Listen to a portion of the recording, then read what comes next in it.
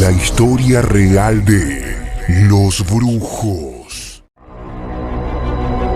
Se habla mucho de las brujas, de que las hay. La tremenda estigmatización de las mujeres desde épocas medievales. En 1484, el Papa Inocencio VIII dio por oficial la existencia de la brujería por medio de la Bulla Sumis, Desideratis Affectivus, en la que asegura que gran número de personas de ambos sexos no evitan el fornicar con los demonios y mediante sus brujerías, hechizos y conjuros hacen perecer la fecundidad de las mujeres. Yo no soy tan leído ni culto, sin embargo, viví una historia que jamás conté hasta hoy. Me animo a revelarles mi más oscuro secreto. Les pido que me crean. Nada de lo que voy a narrarles es exageración. Lo vi con mis propios ojos, cuando tenía apenas 9 años. Hoy, 80 años después, y a días de cumplir 90, paso mis días y noches en un geriátrico de La Rioja capital. Aunque toda mi infancia la pasé en Huaco, de ahí soy. Vengo de una familia muy humilde. Demasiado.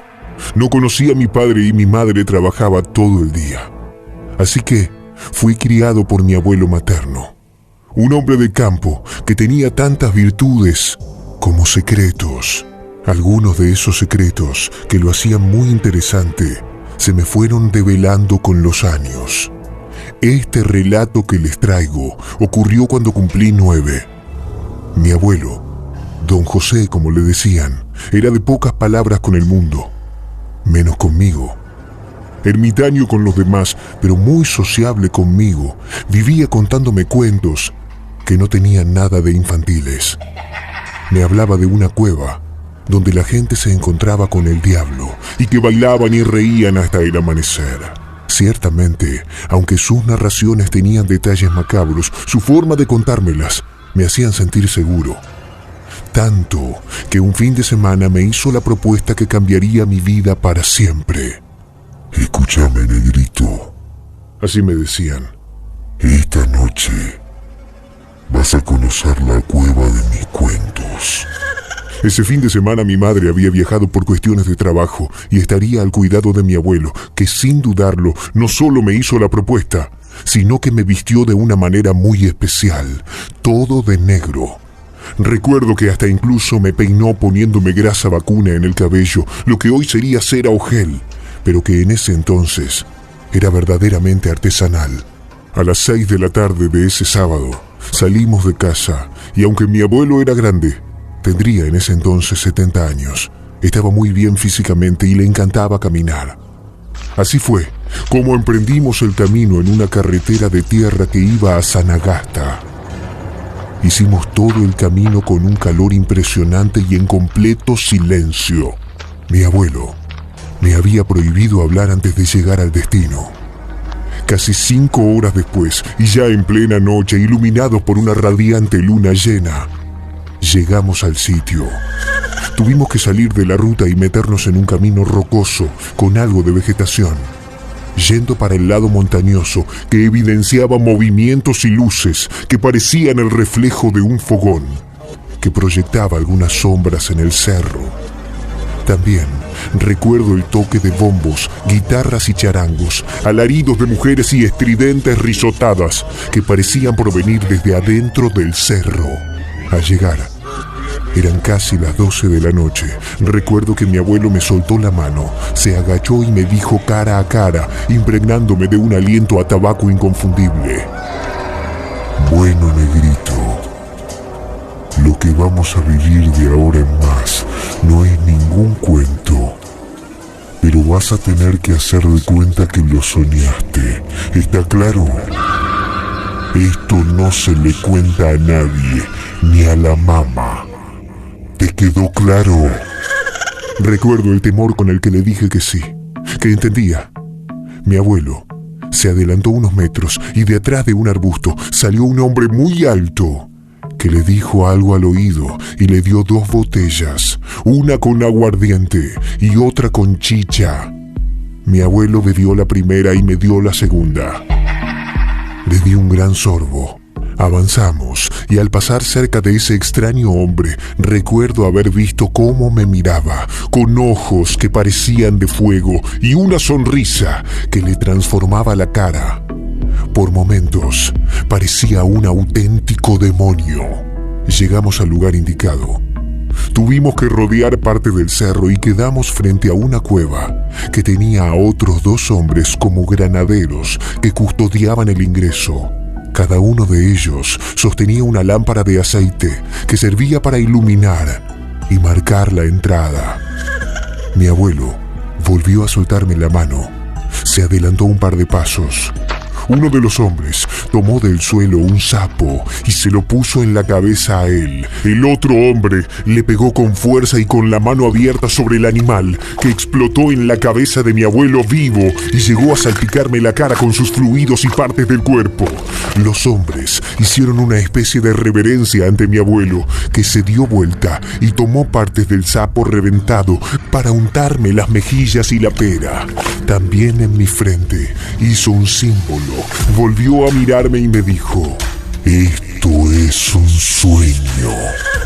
Volvió a tomarme de la mano y entramos.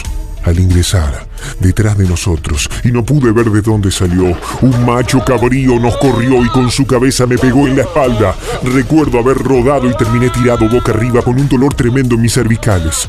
Mi abuelo me levantó y me llevó en andas como si yo fuera un bebé.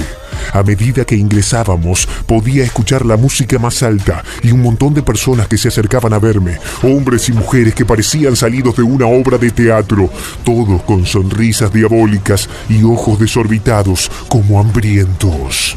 Cuando estábamos adentro de la cueva, con un calor y olor que era la mezcla de alcohol y encierro, mi abuelo me depositó en el medio del suelo rocoso que estaba cubierto con una especie de alfombra de lana roja, que aún recuerdo cómo me hizo picar las piernas.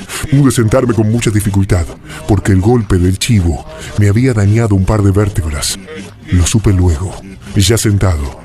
Observé alrededor mío unas 25 personas, entre hombres y mujeres, jóvenes y ancianos que me estaban mirando fijamente.